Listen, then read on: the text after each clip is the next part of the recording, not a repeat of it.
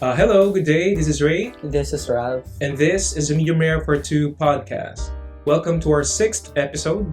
Mhm. Kakadami na tayo. Yes. Alright, kumusta ka?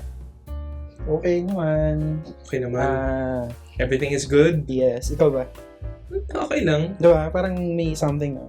Yeah, like parang sucks lang pero pwede pang maging more Feeling ko ano pa to? Residue ng...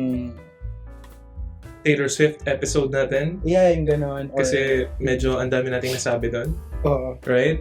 Marami ba tayong nasabi doon na hindi nakasali sa final cut? I think kulang pa yun. Seryoso. There's more that we could have said Mm-hmm. about Taylor Swift. Mm-hmm. Pero it didn't make the final cut. Ikaw ba meron ka bang gustong sabihin na hindi na rinig or napanood ng mga viewers and listeners?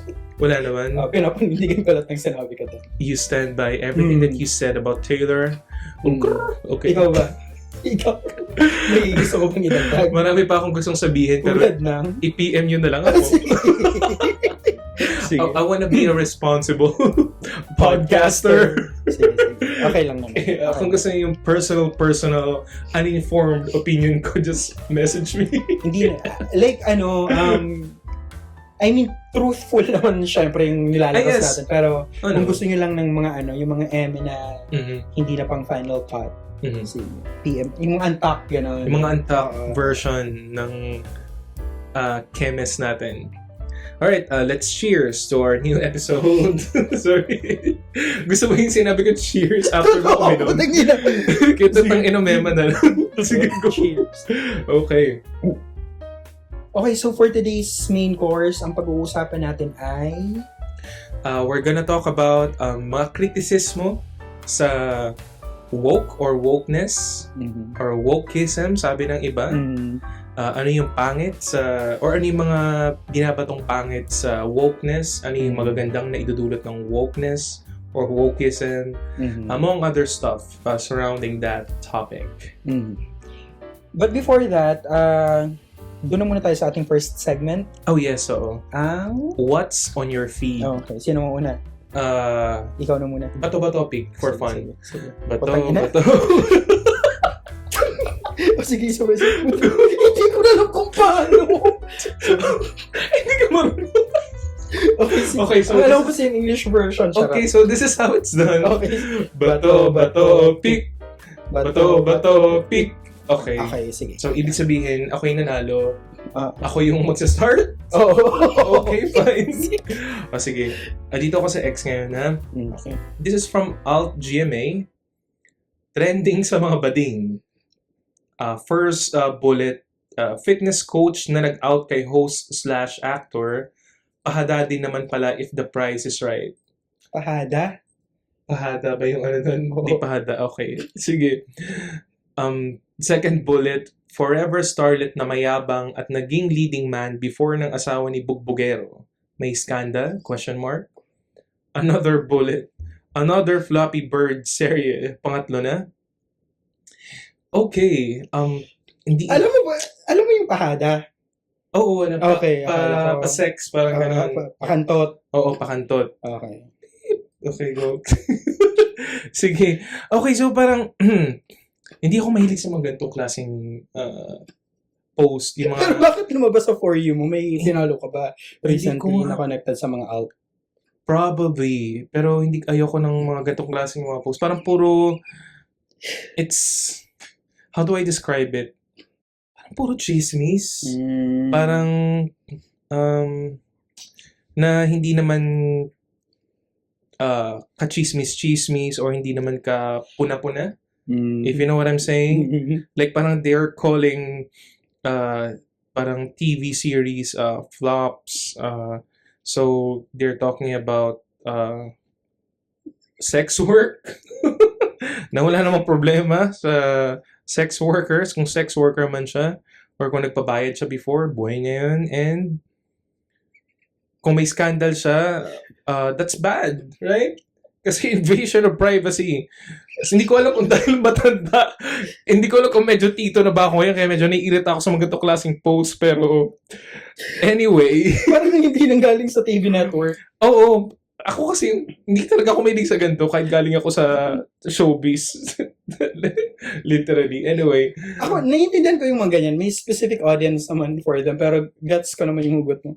Nakakatawa lang na, yung irony. Oo. Yung sa akin naman ang unang lumabas from ABS-CBN News, Leonardo DiCaprio supports call to protect Masumi Geo Reserve. Mm-hmm. Alam mo yung Masumi, yung sa Rizal? Mm-hmm. Yeah. So yeah, support si Daddy. Si Daddy Leo. Ano yan always green and environmentally conscious si Leo. Mm-hmm. Like, I think even nung early 2000s, nag-speak out na siya against the destruction of the planet, climate change and shit. So, love that for him. Love. Parang mas naging hot, no? Mm-hmm. Sure. Pero ang totoo pang cover lang niya sa fact na mahilig siya sa batang. Charot lang. Parang hindi mo naman pwedeng i-discredit yung parang activism niya. Because he has done some questionable for some people na actions in the past. Yeah. Na medyo related rin sa sa last segment natin yung topic ng wokeism. Criticism sa woke ideology or something. Totoo. Okay. Ikaw naman. Okay. Alright, I see one na medyo interesting for me sa aking feed.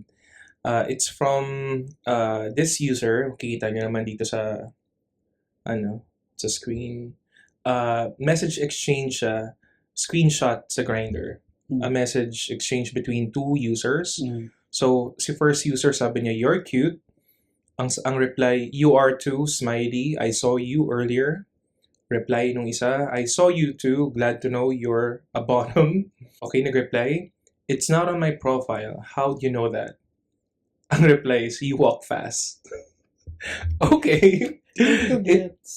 Ay, masal pa yung pet?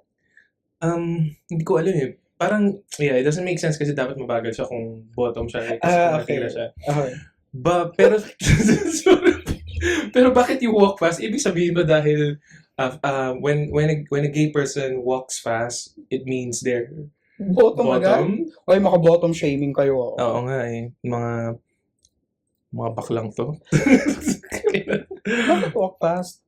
Hindi ko rin alam, pero nakakatawa I get gago kayo. So kapag bottom shame. Kung mabilis kang maglakad, I mean, kung mabilis kang lumakad, ibig sabihin bottomesa ka, parang ganun. Okay, I think this is not accurate. Totoo, hindi yan accurate. Okay, ikaw naman, ano yung next na makikita mo dyan sa thing mo? Okay, yung nandito sa akin ay medyo controversial. The iPhone 16 Pro is 2 months away. Will you be upgrading? Tapos yung comments na naman, ang dami nagko-comment na Android users na same lang daw yung itsura, ganyan. Ako sa ganyan, hindi na ako napipikon as an Apple fan. Kasi alam ko naman yung mga nangbabash, hindi talaga sila ever bibili ng iPhone. Alam mo yan? Parang ang dami nila sinasabi palagi na, ano ba yan? Walang nagbabago, para sa itsura.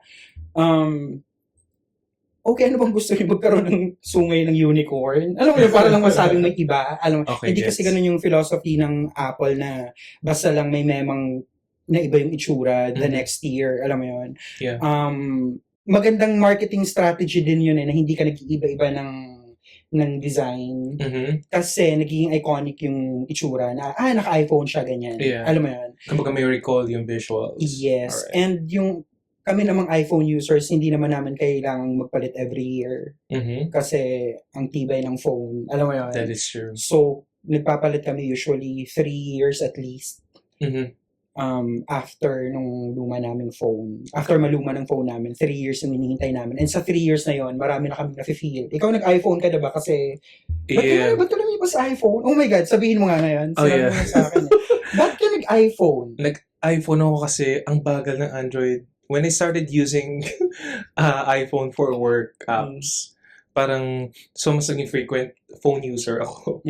Sa Android, parang nakakaputang ina yung Okay. So, siguro depende rin sa model, pero, I mean, pero kapag iPhone talaga, kahit anong version yan, sobrang bilis, sobrang seamless. Yun din yung maganda na konti lang yung choices. Ibig sabihin, nasisiksik na nila kung anumang phone yung kunin mo. Alam mo yun? Yeah. Hindi tulad sa Android phones na napakarami. Though to be fair, kahit ang apologist ka sa Apple, maganda yung ginagawa ng Android phone manufacturers na nagbibigay sila ng options sa lahat ng classes. Alam mo yun, from class A to class D to E. Yeah. May Android phone for you. Alam mo yun. Yeah. Kumaga parang hindi anti-poor yung business model nila. Totoo. Ang maganda naman sa Apple, since konti lang yung phones, yung phone models nila, yung developers ng apps, mas madali sa kanila mag-develop ng apps for specific iPhones kasi konti lang yung adjustments na gagawin nila. Like, sa isang taon, may 4 na models lang na nare-release. Minsan may pang-5 yung SE. Alam mo yun, parang 5 dimensions lang yung poproblemahin mo, kumbaga. Minsan nga 3 kasi magka-size pa yung Plus tsaka yung Pro Max. So yun, parang... Okay. All of that is flew over my head. Pero, okay. Ay, salamat. Nailabas ko na, ilang years ko na itong tinatago. So, yun lang. Happy. Okay. Peace. Alright. That's a lot of thoughts, Ralph. Nothing against Android users, of course. May preference lang talaga kami. Yeah. Okay, now we can segue to our next segment, Rated R.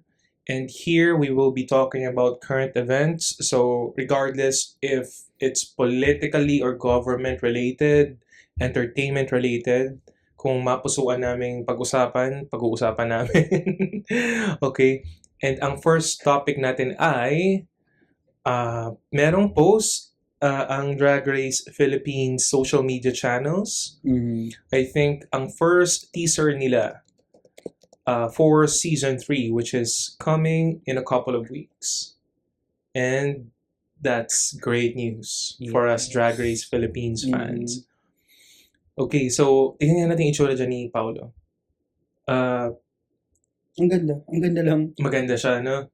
Parang ang initial like parang thought ko nung narinig ko na may nag-post na ng picture ni Pao is mas maganda ba to sa mga looks niya nung season 2? Kasi aminin naman natin medyo tsaka yung yung styling sa kanya nung second season. And now, yeah, ang medyo kakaiba siya yung styling nito and look. Ito promo lang to so hindi to hindi siya yung sa actual main stage and shit. Yeah. Pero may sinabi naman sila last time na parang sinadya na hindi ganun ka-fab, so to speak, yung mga naging damitan ni Mother para mangibabaw yung ibang incandescents. Naniniwala ka ba doon? Hindi ka naniniwala? I mean, naniniwala ko ng konti dun sa intention, pero it's not an excuse to look that bad. Okay. Kasi ang sabi nga nung ibang I think Queens ang nagsabi nito, parang ni-represent mo supposedly yung best of Philippine drag. So you can tone down your style but still look fab. Alam mo yun. Okay. And kung kung mas bongga yung itsura mo sa contestant, so what? Yun yung expected sa'yo. Tsaka na-imagine ko si RuPaul, hindi niya iisipan niya na wala akong pakialam. Kailangan mas maganda ako sa lahat, parang gano'n. Okay. Like, feeling ko, tingnan mo like parang, okay, sige, ito yung goal ko, kailangan hindi ko masapawan, okay? Okay, sinasabi, parang hindi ko masapawan yung queens, ito tone down ko. Tapos, naisip pa nila kung ano yung pwedeng impact nun, na parang mas maganda pa yung mga contestants sa'yo, like parang, should you be hosting? Kung ganyan, alam mo yun? So, kung yun naman yung intention, I think dapat ni-reassess nila yung idea or yung intention sa styling. Anyway, that's just me. Pero gusto ko pa rin si Pao. So, it's just a critique on her looks on season 2. Excited ako. Meron na gusto ko yung season 2. It's better than season 1. That's my opinion. Production-wise, mas marami rin akong gustong queens ngayon. Although iconic pa rin yung season 1 queens. And gusto ko yung top 4. And I even liked or loved the winner. Contrary to popular belief. Ikaw? Ako rin excited ako. Kailan, every year naman to. Every year. Wala na akong memory. Sorry. Alam mo ba, hindi ko pa napapanood yung last 2 episodes ng season ni Nymphia. Hindi ko pa nakitang nanalo siya. Okay. Hindi ko na rin inabangan yung All-Stars na bago. So, ang daming, parang, ang busy ko lang. Yeah. Na, alam mo yun, parang nawalan talaga ako ng gana. Sa Drag Race? Oh, pero... May Drag Race fatigue kasi talaga. Oo. Though, nag-UK kasi ako. Parang bet ko talaga yung UK. Na UK franchise. Though, to be fair, kahit may Drag Race fatigue na ako, specifically US, parang mas exposed din ako recently sa drag queens natin sa Pilipinas. Alam mo yun, yung performances nila, parang marami din kaming napuntahan na drag shows kumpara sa mga dating taon, alam mo yun. So yun, excited ako kasi may local version na naman ng biggest drag race franchise sa buong mundo, alam mo yan. True. So, kahit ang dami nating kritisismo sa nakaraang 2 seasons, hindi pa rin nawawala sa atin yung pride na, oh my God, maingay talaga. Yeah, kasi it's watched by many international viewers. Like, nakikita ko yung reception online. Even, like, parang fans from outside the Philippines are really loving it. Although, hindi naman natin need ng validation nila. Pero, it's still nice na it's internationally recognized and watched and praised. Correct. Alright, so ang rating ko here is rare because this is great news. I'm so happy about it. Ikaw? Ako naman remarkable since every year naman siya nangyayari. Though, siguro gitna ng rare siya remarkable kasi excited ako kung sino yung mga lalabas na mga nakikita natin dati sa O-Bar lang or ganyan. Tapos biglang nasa international television na sila. So, nakaka-excite. Yeah. Doon ako sa gitna. Okay. Alright. Yeah. Ako, I love everything drag related. So, always great news sa akin yan pag may ganyan. Okay. Bongga. Next topic natin sa Rated R is House of the Dragon Season 2 Episode 3. The Burning Mill. The Burning Mill yung title ng episode. Okay, so here in this episode, we find out, or we see a few genitals from male people and confirmation on Rhaenyra's side na there's been a miscommunication. Grabe, ang daming memes tungkol doon. Yep. And I love all of them. Ay, ikaw ba yung tumambak sa akin ng memes? Ikaw ba yan? Oo, from Twitter. Oh. So yeah, yung sinabi mo tungkol sa male anatomy, actually, yung naka-flash sa screen niyo ngayon ay yung recent, yung minitin pa na review ko for ABS-CBN News. Tinakal ko dito na ang refreshing ng ganong take na parang nakikita natin na di ba palaging kinikriticize yung Game of Thrones dahil sa male gaze. Yeah, parang it's always women nude, naked, women parts. Ngayon, naloko ako doon sa blowjob scene. Yeah. Diba? Ikaw ba tinanong ko niya, sabi ko, totoo ba yun? Ayo, parang tinanong mo nga ata. Totoo ba yun? Titi ba talaga yan? I don't think Or, so. Usually prosthetics lang yung mga ganurns. Pero, diba, yung ganong progress, matatawag natin siya progress, diba? Yeah, so, kumaga parang objectification ng mga babae na babawasan. And also for parang actors parang working on such TV shows. Di ba parang hindi na lang puro babae yung dapat maghubad.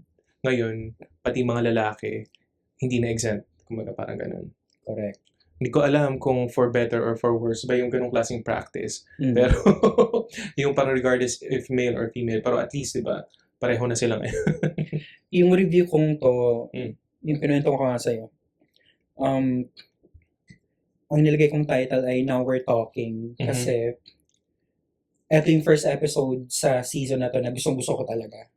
Kasi medyo ma-issue ako dun sa first 2. Tapos gusto ko nga rin yung Now We're Talking kasi yung dalawang Merlat na love natin, yung characters ay finally nakita ulit. And now we're talking about, peace, the possibility of peace. So yun, na alam naman natin hindi mangyayari. Pero ang saya nilang panoorin together, alam mo yun? Yeah. Yung chemistry po, parang best cast talaga. Perfectly cast yung roles ni na Rhaenyra and Alicent. Alicent. Yep. Olivia Cook. Yep. Alam, nagkakaano ko doon. Mhm. Parang, nagkaka-crush ako doon. Kay Emma? Kay, Or kay Alicent? Kay Olivia Cook? Kay Olivia Cook. Parang ang ganda ng mukha niya. Mhm. Ang sarap niyang pakinggan. Alam mo yun. And So yun. on interviews, she's also fun to watch. Mhm. Very personable. Girl crush. Mhm. Ano ba yun? Politically correct? Girl crush? I think so. Or crush period. Whatever. Mga bakla kasi kami, so medyo nakakalito magka-crush sa babae. Pagbigyan nyo na kami. Mhm. Yeah. So yun, ang rating ko dito ay rare. Mhm. Yeah, rare. Papanindigan ko naman. Ba't ako magre-remarkable? Rare, oo. Gusto ko to. Gusto ko yung opening na parang, yung ang wide ng shot, Mhm. na ang Game of Thrones lang, Mhm. tapos biglang may bloodshed. Mhm. So yun, very reminiscent ng typical na Game of Thrones episodes dati na sobrang gusto ko talaga. Mhm. And yung pacing, eto yung gusto kong balance na hindi sobrang bilis, hindi sobrang bagal. Alam mo yun? Mhm. So yun, I love this episode. Yeah. Ako din, rare din yung rating ko dito kasi ang dami nangyari. First, yung opening scene na, okay, mga teenager lang na naglalaban and then look what happened. Lots of deaths. Medyo nakakagimbal siya panoorin. And then, we see how parang yung dynamics ng relationship ni Aemond at saka ni Aegon. Na how Aegon is a bully to his brother. So gusto kong nakikita yun. And parang nagkakaroon din dito ng vulnerability sa side ni Aemon, who we really hate. I think most viewers hate because of what he did to Lucerys ba? Yung namatay na bata. Luke, okay. And then, yeah, and also yung final eksena dun sa monastery or sa church, kung ano mang worship place yun. Ang ganda ng pagkaka-shoot, ang ganda ng pagkaka-acting, and sobrang, ang feeling ko, I want more nung nag-end yung scene na umalis si Alicent.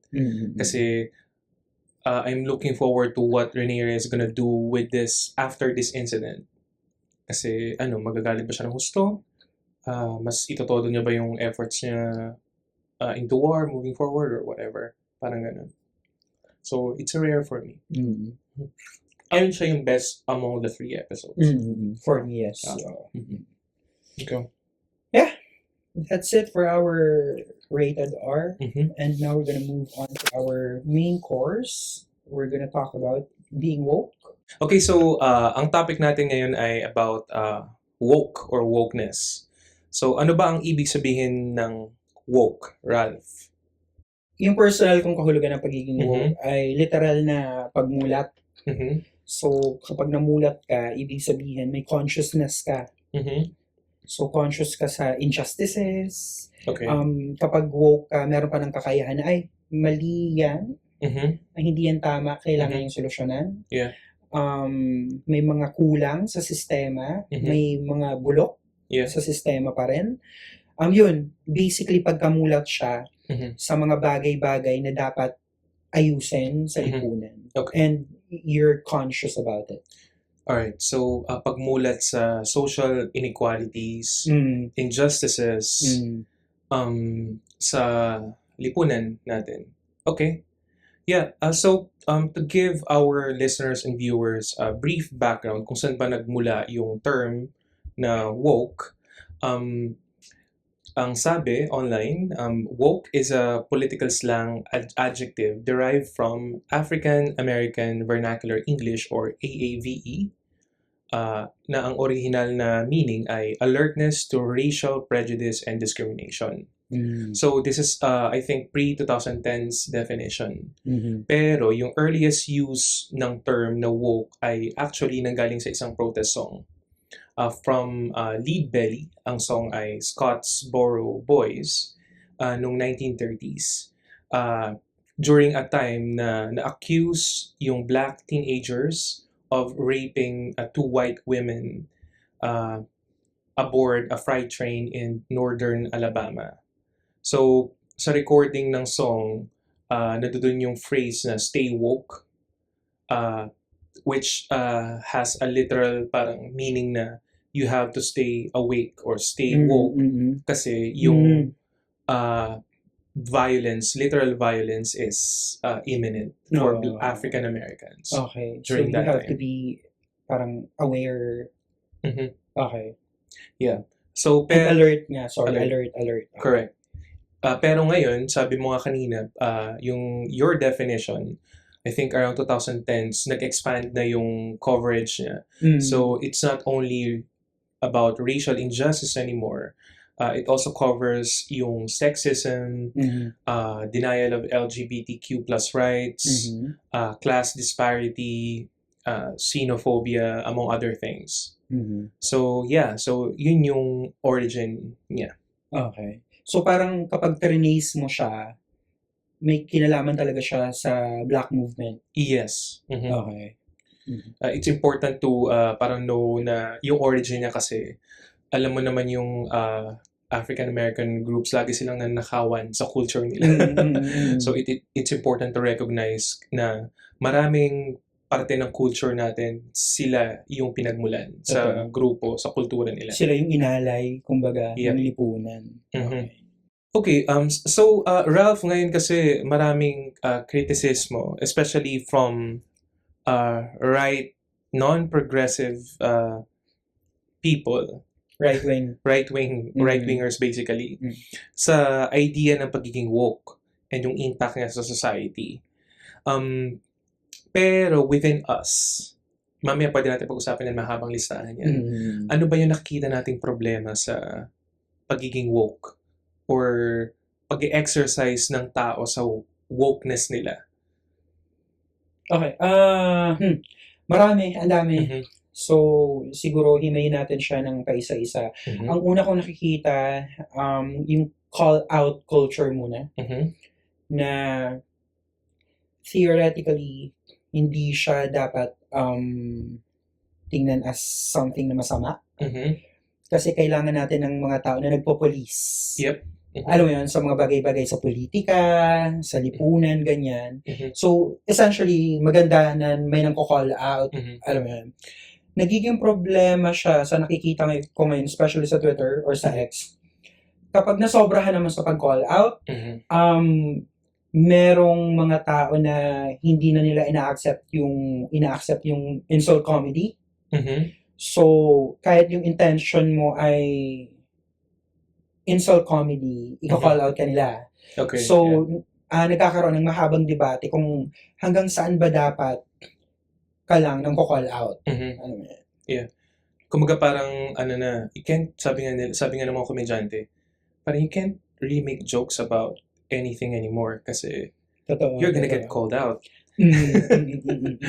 And also siguro yung like sabi mo nga kanina, maganda naman yung intention ng pag-call out.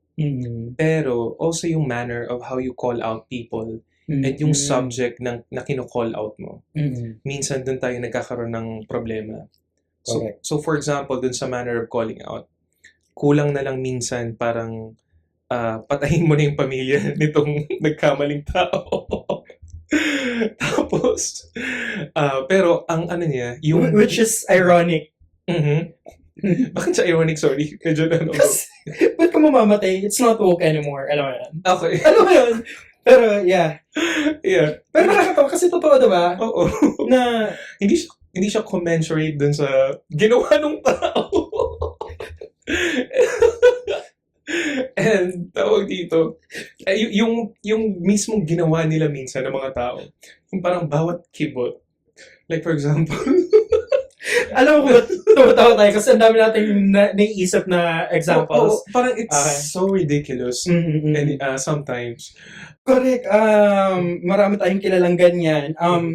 Hindi sila masasamang tao talaga. Alam mo yun? Nasobrahan lang sila sa pagpupulis na parang minsan maawa ka din sa kanila kasi parang burden nila. Parang may ganoon silang Diba, parang may sinaset silang burden sa mga sarili nila na, Parang meron silang krusada. oo, Literal, meron silang cross na oo, dinadala totoo, sa totoo. likod. I mean, not literal, pero Yes. figuratively. Alright, go. Ako personally, naa-allow ko siya to some extent. Mhm. Doon lang ako siguro may pagpipigil kapag yung calling out ay nagiging na siyang, ang bobobo nyo! Mhm. Ang bobobo, ganyan, Oo. tanga. Doon siya for me nagiging counterproductive na Mhm. parang, Parang, yung pinaglalaban mo, nawawala na. parang you're supposed to be enlightening people, Correct, and uplifting them. uplifting them and taking them to your side, Oo. para making them understand Mhm. ano yung mga dapat gawin, ano yung dapat ipaglaban, ano yung mga hindi mo dapat gawin. Stuff like that. Mm-mm. Feeling ko dito sa call-out culture, again, okay siya naman, essentially.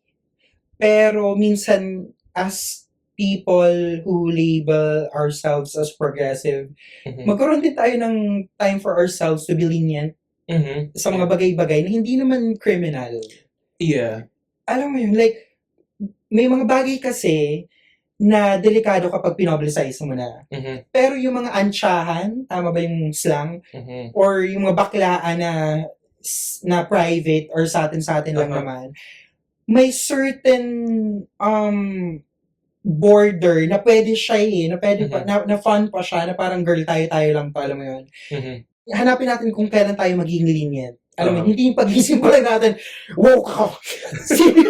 Sino yung mababadro sa akin? Sino yung call out ko? Huwag naman ganun. Tama. Kasi, yung mental repercussion or health repercussion on mentally, sa'yo din yun babagsak, alam mo yun. Yeah. And also yung cause na you claim to fight for.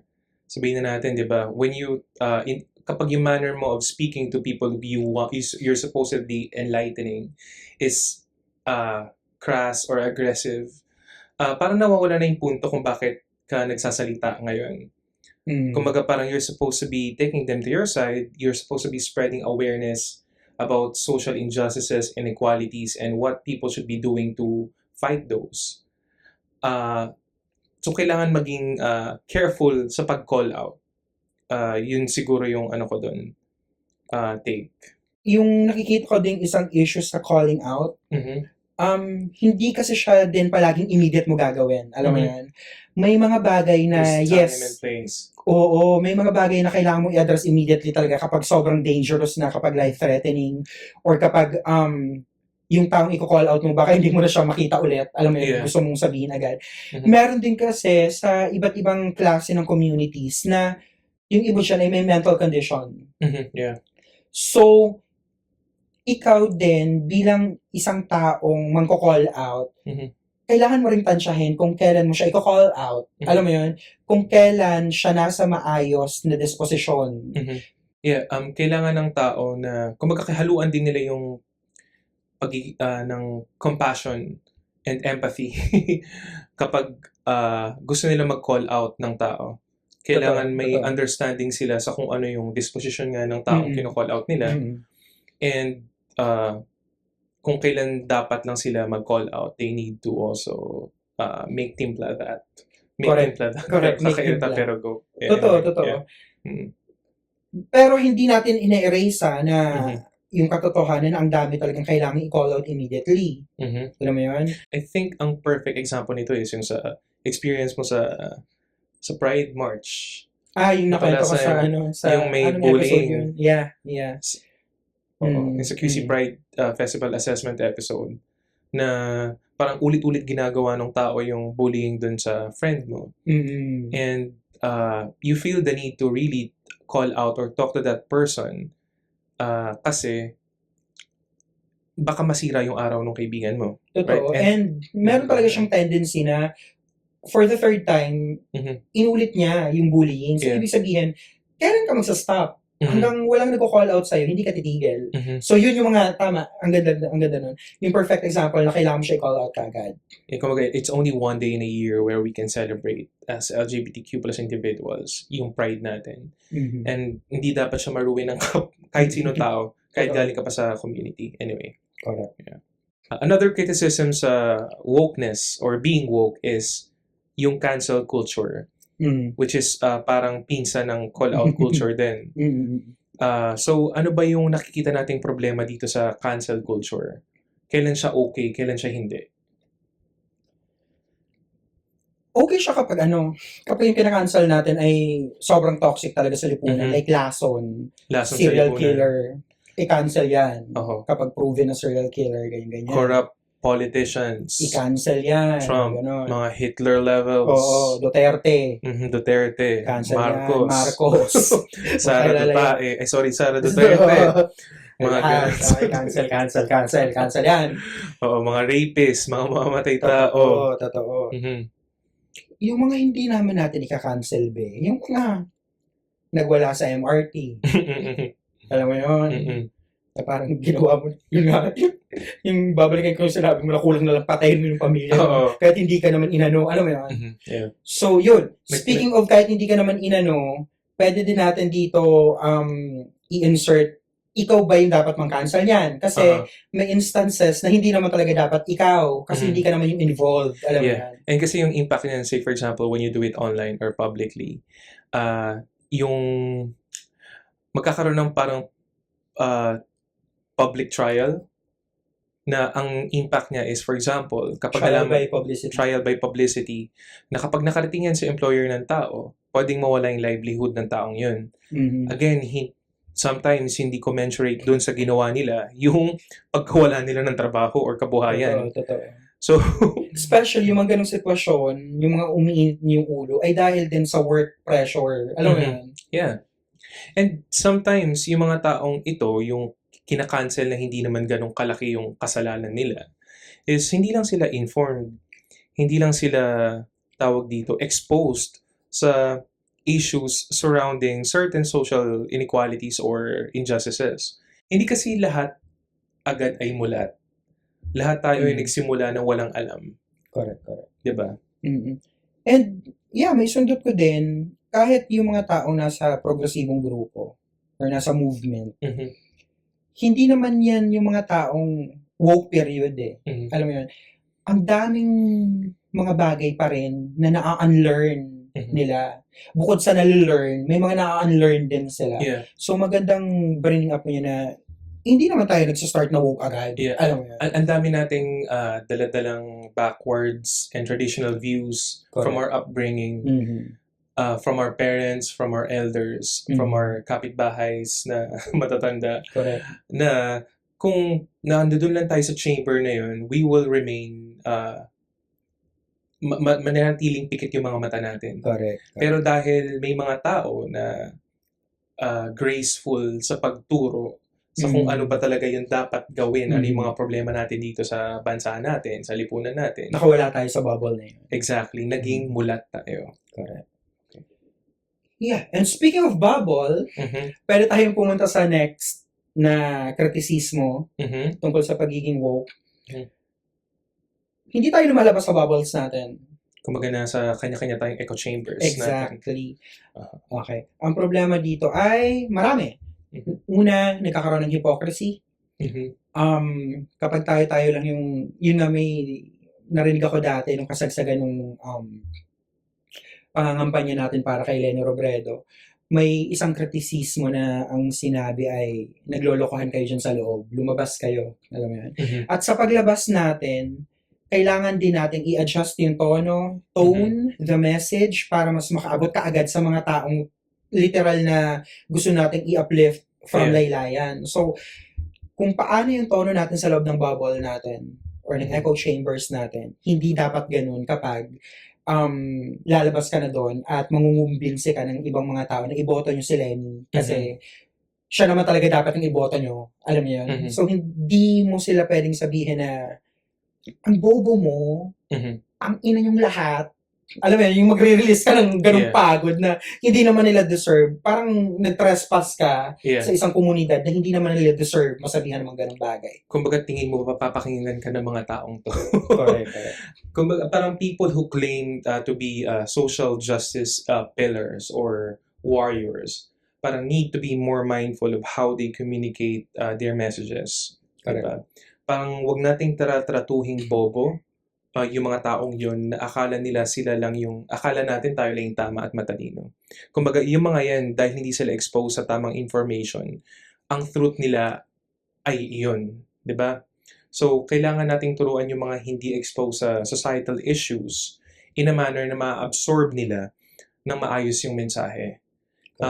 Hindi yung tatawagin mong tanga, kaya maraming hindi na-convert kay Lenny nung nakaraang election is because of how other parang campaigns talk to the other voting bases. Well, isa sa factors, yeah. napakaraming factors. Na ayaw nating i-discount yung fact na baka mamaya na-diet siya.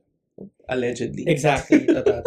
Kumbaga parang yung messaging ng campaign nila is hindi na-pick yung interest or yung attention ng iba't ibang klaseng tao sa lipunan natin. Parang ganun. Correct. Kumbaga parang sabi nga nila, yung messaging ni Lenny dati is too complex for people to digest. Diba? So, may ganong factors din. And hindi rin natin ma-discount yung fact na marami talagang mga botante nung mga panahong yun na hindi na matitinag na ay, Marcos Duterte na talaga kami. Kahit ano pa sabihin nyo. So, yun.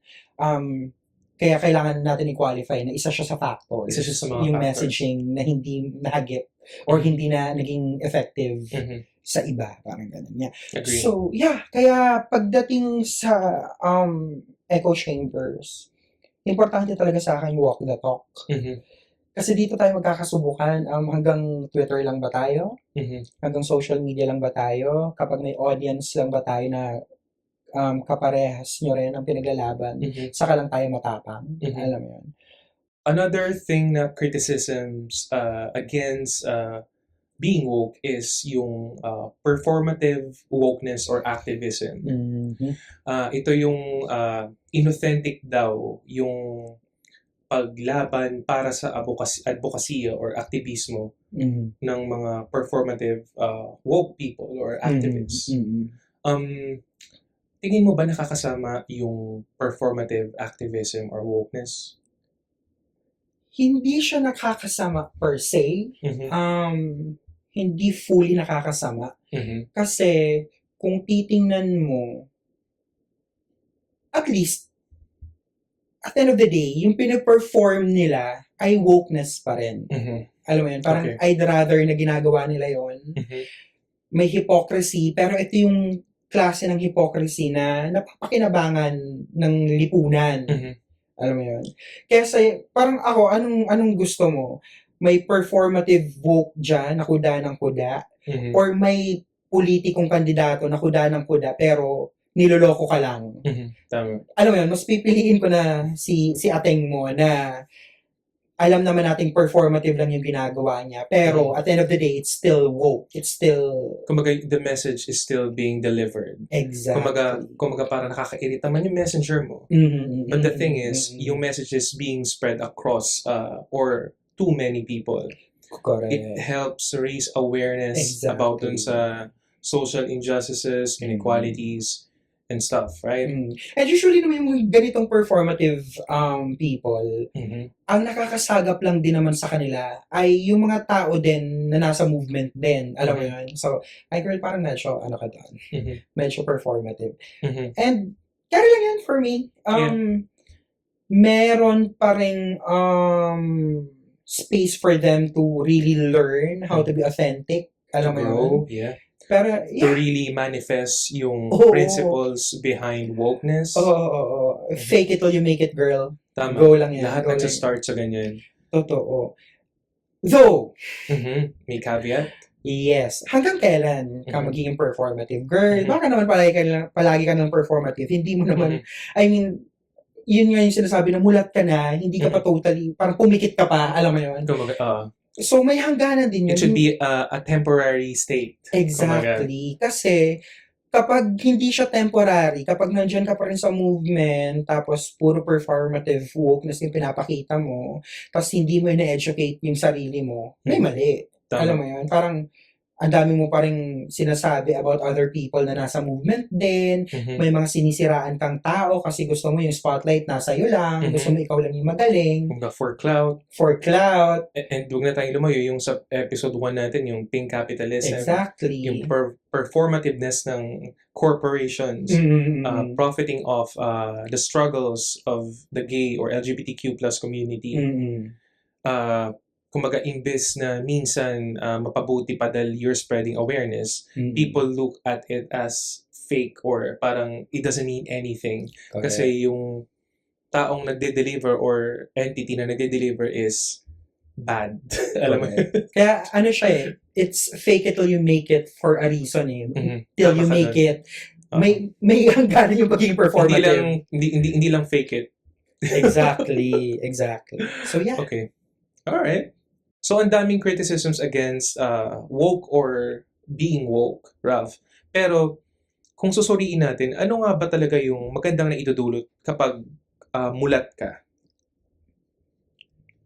Kapag mulat ka, ibig sabihin meron kang pagkakataon na magmulat din ng ibang tao. Mhm. It's an opportunity. It's a very big opportunity. It's actually sometimes a responsibility eh. Mhm. Maganda yung may ganoon kang oportunidad na magmulat din ng iba. Ang cheesy, ang corny, pero ito kasi talaga yung pinaka-essence niya. Magmulat para sa ikabubuti ng lahat, ng Mhm. lipunan, ng mga susunod na henerasyon. Mhm. So that's the good thing about it. It's an opportunity to change the world literally for the better. Yeah. Ikaw ba? Ano siya eh, for me kasi, ayokong tignan yung woke as some new thing na invented lang like recently or nanggaling lang sa isang incident kaya nagkaroon ng gantong klaseng practice. Trend. Parang trend. Kumbaga, for me, woke means that you are caring, you are compassionate, and you are empathetic to other people na hindi katulad mo. Right? Correct. Woke means that you see the world from an abundance rather than a scarcity. Okay. Parang ganun. Parang ang ibig sabihin, you are willing to learn about other people who are different from you, and you value and respect yung differences ninyo. Kumbaga, iba man yung lahi mo, iba man yung gender identity, sexual orientation, or expression mo, naiintindihan mo pa rin sila. Parang you see them as equal to you. Correct. Right? Importanteng maintindihan natin yun kasi yung mga marginalized groups like people of color, LGBTQ plus individuals, and sometimes even women, right? Sila yung hindi na poprotektahan ng mga batas natin dito sa ating bansa and across the globe. And yun yung sanang point ng wokeness is to urge the people in the government to provide protection for all kinds of people. And hindi dapat siya gine-gatekeep for me. Importante ito sa ating writers na babalik tayo dun sa pagko-call out. Kaming writers, i-call out nyo kami kagad kapag may mali. Kasi kapag hinayaan nyo lang kami na magkamali, tapos saka nyo kami i-call out para nasa inyo yung spotlight, ang tsaka nun for us. Yeah. So yun, hindi dapat siya gine-gatekeep. Ang totoong woke na tao for me, nang-share. Nag-share, yeah. Alam mo yun, hindi siya madamot. Hindi mo dapat pinagdadamot yung knowledge mo about being woke. Yeah. Kasi, kapag pinagdadamot mo yan, you defeat the purpose. Yeah. Alam mo yun, parang girl, wala tayong mararating dito kung ikaw lang yung bida. Kung yung ang purpose mo lang is to feel superior and make others feel inferior, then you totally missed the point. Correct. Sinasabi natin to kasi meron tayong real life experiences tungkol sa mga ganitong klaseng tao. And I think we can admit siguro parang in our journey towards learning about the world, na dumating din tayo sa punto na parang, ay shit, parang ako lang yung may alam. Pero na-realize natin na hindi maganda yun. Totoo. And we totally missed the point. Parang correct. Yun din pala yung isang bagay sa pagiging woke na gusto kong i-address. Hindi porket woke ka, perfect ka ng tao. Magkaiba yun. Alam mo yun? Hindi porket woke ka, perfect ka na. Hindi naman yun yung layunin ng movement, ng woke movement na magkaroon ng perfectong lipunan. I mean, yun yung idea sana. Pero hindi siya... Yeah, but it's incomplete eh. Pwede kang magkaroon ng lipunan na mulat sa isang lipunan na hindi perfecto. Yeah. Alam mo yun, hindi naman siya given na dapat perfect. Alam mo yun, perfect tayong mga tao, Oh. lahat anghel. Alam mo yun? Kumbaga parang hindi ibig sabihin na kapag woke ka, ay itataas ka na sa isang pedestal at hindi ka na pwedeng bumaba doon ever. Kumbaga, it's not about it's not a status. Alam mo yun? Hindi siya about having a premium quality to you Correct. na Correct. superior ka to other people. Correct. Kumbaga, ano siya, It's not about you. it's not about you, it's about the injustices, the inequalities. Messenger ka lang about sa mga problemang hinaharap ng iba't ibang tao sa lipunan natin. Correct. Parang parte ka ng advokasya, parte ka ng pinaglalaban, pero it's not always about you. Parang ganun. Yes. Yeah. Isisingin ko lang din, Ralph, na importante rin na i-clarify natin na hindi masama yung essence ng wokeness kasi may mga policies na literal na ini-implement yung mga politiko, mga government officials sa ibang bansa. Hindi ko alam kung meron na dito sa atin. Pero malapit na kasi meron nagsusulong ata ng theocracy. Sila Villanueva. Anyway, pero sa example nito na real life is sa Florida, sa United States, si DeSantis. Parang nag-implementa siya ng policy sa schools na nag-restrict sa discussion ng race, oppression, gender, and sexual orientation sa mga classroom through the STOP Woke Act and Parental Rights in Education Law. So here, ina-argue ng law na yon na these laws give parents more say in what their kids learn in schools.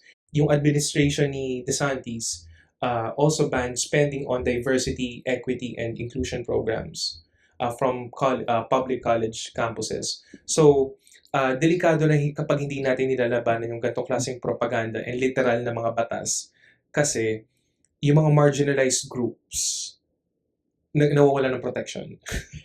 Correct. Hindi pa to yung Project 2025? Iba pa to. Okay, yeah. So, yung Project 2025, nakakatakot siya. Alam mo yun? And woke movement lang yung maaasahan natin na maging super active na labanan to. Alam mo yun? Kahit imperfect yung movement, the woke movement itself, hindi rin dapat natin siya dinidemonize. Alam mo yun? Kasi, eto yung mga taong inaasahan natin pagdating talaga sa pakikibaka and pagdating sa better changes. Like, if you're gonna look at history, the reason why, for example, women have the right to vote is because of yung pakikibaka ng mga taong woke. Alam mo yun? Kung bakit dito sa Pilipinas hindi pa ganito kataas yung, mataas na siya, pero may attempts yung certain groups sa atin to lower yung prices ng electricity dahil sa woke ideology. And maganda na ang laki ng sakop ng woke movement eh. Hindi lang sila sa politika. Parang makikita mo na may pakialam sila sa nature, sa environment, may pakialam sila sa LGBT plus movement, may pakialam sila sa health, may pakialam sila sa dole, sa employment, alam mo yun? So, nakakatuwa na may ganun tayong movement na maaasahan sa mga pagkakataon na hindi tayo kayang saluhin ng gobyerno. Yeah. Kumbaga parang ang problema ng mga tao sa being woke is ang ingay daw. Lahat na lang may sinasabi. Pero kailangan mag-ingay kasi kailangan may magbago kasi may mga nahihirapan. Yung mga example na binigay ko kanina, kaya merong karapatang bumoto yung mga babae kung bakit kailangang may calls to increase yung wages, kung bakit magkaroon ng protection ng LGBTQ plus individuals dito sa atin. Hindi dahil lang yan gusto namin magpabida. Hindi lang yan dahil gusto namin mukha kaming matalino or what. Dahil meron talagang nahihirapan na miyembro ng komunidad natin dito sa lipunan. Correct. Okay, final thoughts, Ralph. Ako, sabihin ko lang, tanggalin mo man yung sa dictionary yung term na woke, hindi mawawala sa realidad yung issue ng racism, classism, or class disparity, homophobia, xenophobia, and iba pang discriminatory acts. kasi naka-infuse siya mismo sa sistema natin, sa mga batas natin, at sa kakulangan ng mga batas na kailangan pumotekta sa marginalized groups like people of color and LGBTQ plus individuals. Ibahin mo man yung branding ng woke movement, such problematic realities exist and kailangan may mag-voice out ng opinion nila against oppression of these marginalized individuals para magkaroon ng relief, para matrato sila equally ng mga tao dito sa lipunan natin. Okay, for my final thoughts naman, ang pagiging woke mo ay hindi nagsastop sa pagiging woke mo ngayon. It's a continuing process hanggang mamatay ka. May mga magbabago. May mga bagay kang matututunan at ma-unlearn pa rin sa proseso ng pagiging woke mo. Kailangan i-update. Yes, kailangan i-update. Maraming ganyan. Napatunayan natin yan. Nasa paglipas ng mga panahon, yung mga paniniwala natin dati na akala natin progresibo na, may ipo-progresibo pa pala. So, it doesn't stop today. Alam mo na. Also, ang woke ay pagmulat. Hindi lang siya paggising. Kasi, pwedeng gising ka nga, pero nagtutulog-tulugan ka pa rin. Kailangan, mulat ka fully. Sa pagmulat mo naman, huwag ka nang pipikit, girl. Alam mo yun, parang, may frustration kasi ako sa ibang members ng progressive community na, pagdating sa ibang usapin, nawawala yung pagiging mulat nila. Dahil sa politika, dahil sa internalized homophobia. Alam mo yun, nakaka-frustrate. So yeah, it's as simple as that. Kapag namulat na, huwag nang pipikit. That's it. Pero kung pumikit ka minsan, okay lang yan kasi we can allow ourselves to take a break. We're not always in the best condition, mentally, emotionally, physically. So, part din yun ng lesson about the community who practices yung ideology ng pagiging woke. Alam mo yun. Yung pinag-usapan natin kanina, you have to give yourself a space. Pero ang gusto ko lang din i-note din dyan, every time you give yourself a space, make sure na hindi mo maaapektuhan yung cause. Or yung ibang, you don't harm anyone basically. Exactly. Yun. Pwede ka namang wala ka sa mood ngayon magpaka-woke. You wanna be apolitical for a time for your mental health, that's okay. That's okay. Pero wag mo yung dadalhin sa publiko na makakasira sa cause or sa pinaglalaban ng woke movement. Alright, I guess that's it for our 6th episode.